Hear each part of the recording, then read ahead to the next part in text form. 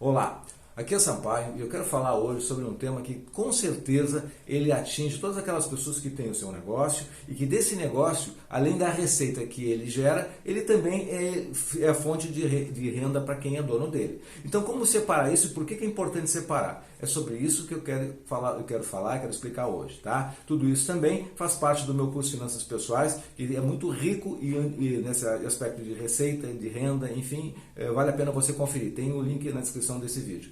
No mais, se inscreve no canal se você não é inscrito, dê o seu like, compartilhe e me siga no Instagram, Telegram e no Facebook e também no blog Sampaio Sucesso Financeiro. Uma pequena observação aqui antes de começar, que é o seguinte: tem muitas pessoas falando que não estão recebendo aviso dos novos vídeos. Então, assim, minha dica, vai na página do YouTube, lá onde está o inscrito, clique lá e tem um sininho. Clique no sininho e você vai estar recebendo sempre novos vídeos.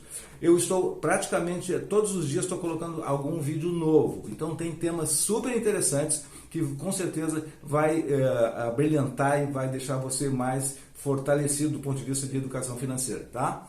Ok? Então vamos lá. O que é preciso para você separar a renda do seu negócio da sua renda pessoal? Tá? Bom, você precisa de três coisas basicamente. Você precisa ter uma separação do que é o CPF e o CNPJ.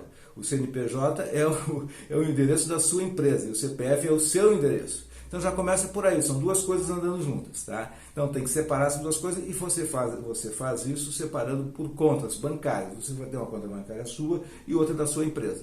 Depois, você vai também fazer outra coisa. Você, na sua empresa, você vai separar, então, as despesas que são da empresa e as despesas que são suas. Quais são as suas? Quais são da empresa?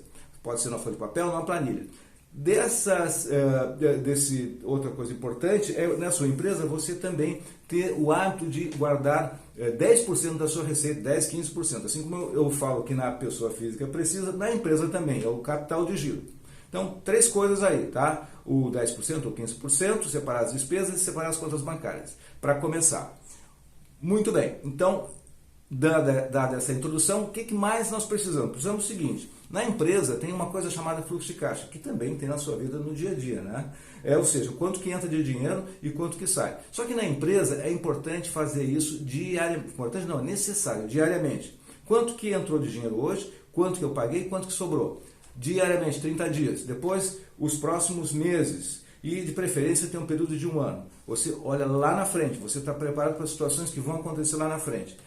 Bom, se você fez isso com a empresa, você pode depois, eu vou falar mais em seguida, você pode também ver quanto que você pode retirar desse potencial de receita.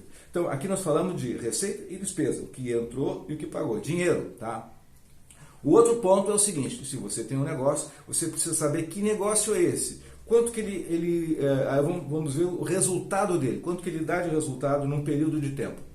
Então, começa tanto no fluxo de caixa como no resultado, você começa com uma receita. Essa é a primeira linha. Então, quanto é que você fatura? Quanto é que você recebe? Então, você definiu isso, você sabe isso, você olhou para trás e viu nos meses anteriores quanto que você faturou e você sabe quando é que é bom, quando é ruim, enfim. Então você tem esse mapa, você vai jogar para frente e você vai aos poucos tendo a sensibilidade da receita. A receita é a base, então depois abaixo da receita você tem o custo dos impostos. Tira essas duas coisas, você tem o lucro bruto. Tá? Bom, tirando o lucro bruto, você vai ter então algumas despesas que são despesas de tipo despesas bancárias e outras despesas menores do custo fixo, né? Água, luz, enfim, e você vai ter no final o lucro dessa empresa. Então, se é uma empresa lucrativa, então, muito bem, já é um sinal de que você deve ter, e não tem dívida, enfim, como é que é a situação de dívida, é outra coisa que tem que ser vista, você tem uma empresa sólida ou não. Você precisa saber qual é o grau de solidez, de sustentabilidade dessa sua empresa. Tá? Bom, então estamos falando de misturando as duas coisas, para depois separar e ver como é que você vai tirar a sua parte de dinheiro lá dentro e fazer esse negócio andar de forma assim, uma coisa, outra coisa. Tá? Bom, não coloque o seu dinheiro, outra coisa que eu anotei aqui para lembrar também, não coloque o seu dinheiro na empresa. E não coloque, por exemplo, se a empresa precisou de dinheiro, você vai lá e tira do seu bolso e coloca, você está gerando uma distorção. Primeiro, porque esse dinheiro que você tem é um dinheiro que é para ser usado para suas estratégias pessoais. E lá na empresa vai disfarçar, por exemplo, algum problema de negócio, do próprio negócio. Da mesma forma, não pegue dinheiro da empresa, não faça empréstimo na empresa para pegar dinheiro para você. Imagina só essas duas situações, que confusão isso não dá com o tempo, hein? Então, tá aí duas outras coisas importantes para a gente ver. Mais outra coisa importante, tá? Tão importante, que talvez seja a origem da nossa conversa, é o Prolabore. Prolabore é o salário do sócio, tá? Você precisa ter um salário, tá? Então, esse salário, para você tirar, ele tem que ser algo que apenas que cubra as suas despesas, tá? Então, você vai tirar aquilo que você precisa para cobrir os seus gastos mensais, num primeiro momento. Depois a gente vai ver como é que você pode, então, se for possível, tirar mais do que isso, em algum momento, tá? Em seguida eu falo as formas que você pode ainda se beneficiar desse negócio, porque afinal de contas você não vai estar trabalhando, tendo um negócio para tirar só para o seu sustento.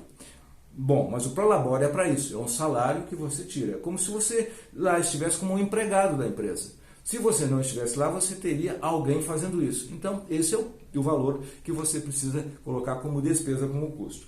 Bom, outra coisa é se esse Prolabore que você definiu, tá, ainda nesse ponto do seu salário de sócio, se ele eventualmente você tem na empresa um momento de resultado super bom, você pode ter a tendência ou ter de repente assim a intenção de aumentar o seu Prolabore. Não faça isso. Você se mantém com o Prolabore suficiente para os seus gastos. Se você teve um aumento, deixe na empresa. Tá? Até o momento que você possa retirar com outra estratégia, com outra forma de analisar. Tá? Bom, outra coisa dentro disso também é as vendas boas. Né?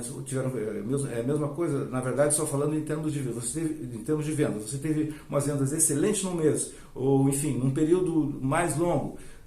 Deixe isso lá, a reserva que você vai fazer pela sobra vai ficar na empresa, vai guardando isso lá. Outro ponto que eu já de alguma forma já falei é, por exemplo, faltou caixa na empresa, tá? Você faz com que a empresa resolva isso, a empresa vai no seu banco, vai procurar resolver por lá. Faltou caixa no seu bolso, também a mesma coisa, né? Estou reforçando o que eu já falei antes.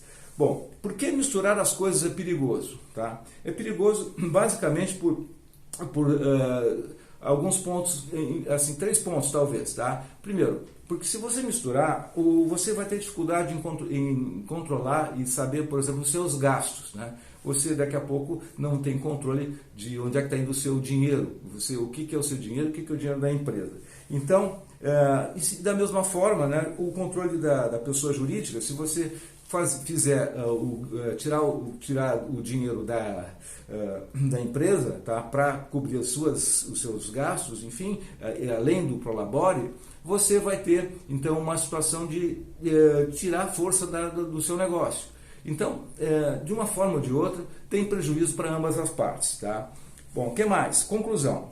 Vamos para a conclusão direto. Basicamente, os grandes pontos são esses. Conclusão seria o seguinte: você precisa fazer um diagnóstico da sua empresa, saber tudo das finanças, como é que ela está, ter o seu fluxo de caixa, e você então vai chegar num ponto aqui de conclusão, que é, bom, quanto que eu tiro afinal para para os meus gastos? Bom, qual é o Prolabore? A conta é muito simples, você vai pegar a receita menos os custos totais, vai tirar 10%, tá? Reforçando até um pouco o que eu já falei, e essa diferença que ficou, você vai tirar para você, por exemplo, tá? Você já sabe quanto que você tem de Prolabore. Não é o ideal é você definir o quanto você precisa efetivamente. Se você fizer dessa forma, também funciona, porque você já tirou 10% da empresa, você deu resultado e a diferença é sua.